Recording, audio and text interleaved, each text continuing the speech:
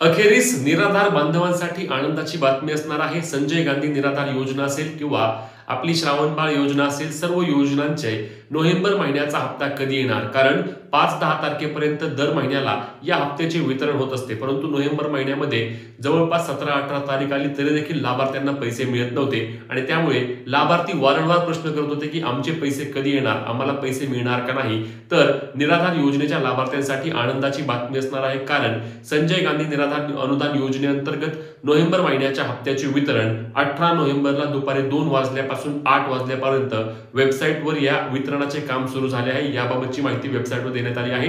तुमच्या स्क्रीनवर देखील तुम्ही याबाबतचा स्क्रीनशॉट पाहू शकता. म्हणजेच की लक्षात घ्या, आज दुपारी 2 वाजल्यापासून रात्री 8 वाजेपर्यंत हे वितरण होणार आहे आणि त्यानंतर आज संध्याकाळी किंवा उद्यापासूनच लाभार्थ्यांच्या बँक खात्यावरती योजनेचे पैसे जमा होण्यास सुरुवात होणार आहे.